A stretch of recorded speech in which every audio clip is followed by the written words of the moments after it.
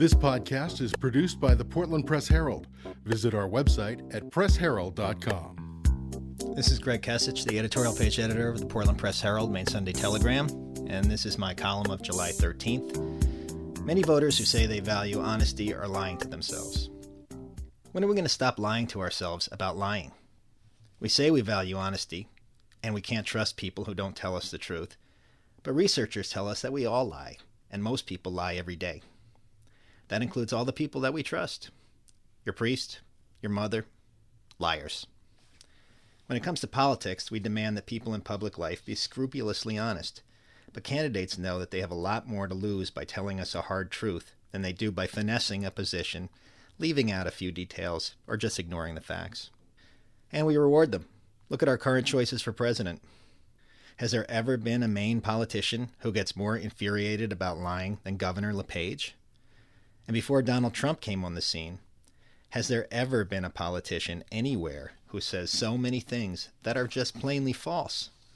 Not matters of opinion, not innocent mistakes, not faulty conclusions. We're talking about made-up facts that make him look good and others look bad.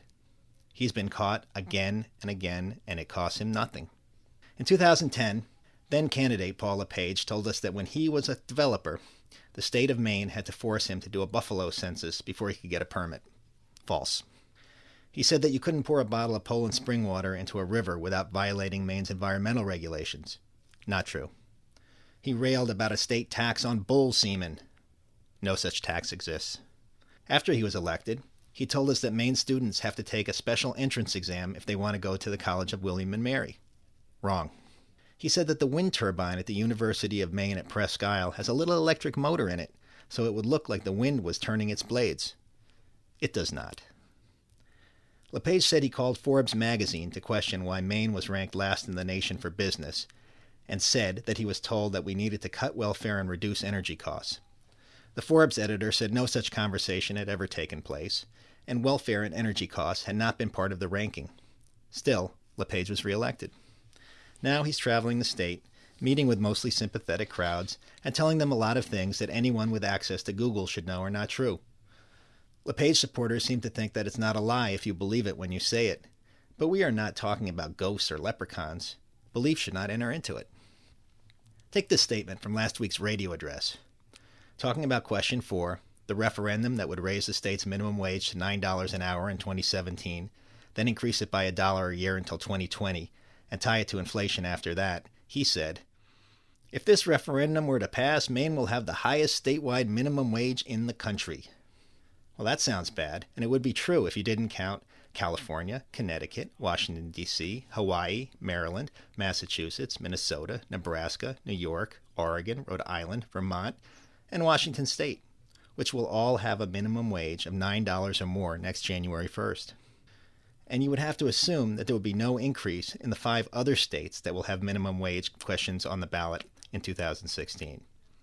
Maybe he meant Maine would have the highest minimum wage in Maine and New Hampshire. But this is not just an opportunity to beat up on LePage. Okay, if I'm honest, maybe a little.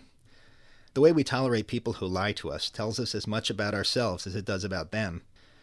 A recent Portland Press Herald Maine Sunday Telegram poll showed LePage's statewide approval rating at around 40%. No surprises there. Mountains crumble, glaciers melt, but Governor LePage's poll numbers are always between the high 30s and low 40s. But among Republicans, his approval rating was much higher, in the 75% range. You have to ask yourself, what would this guy have to say to alienate the majority of Republicans? How could people who say they value the truth support a politician who makes up the facts so often? Which brings me to another lie we tell ourselves. We say that we hate partisanship, but we don't really. What most people mean when they say they want bipartisan compromise is that they want people from the other party to admit that they've been wrong all along and have to come over to our way of thinking. It's human nature to be blinded by bias. So when you talk about how much you value honesty, it would be good to remember that you might be lying. For the Portland Press Herald, this is Greg Kesich. Thanks for listening to this Portland Press Herald podcast. You can send us email at podcasts@pressherald.com. Visit our website at pressherald.com.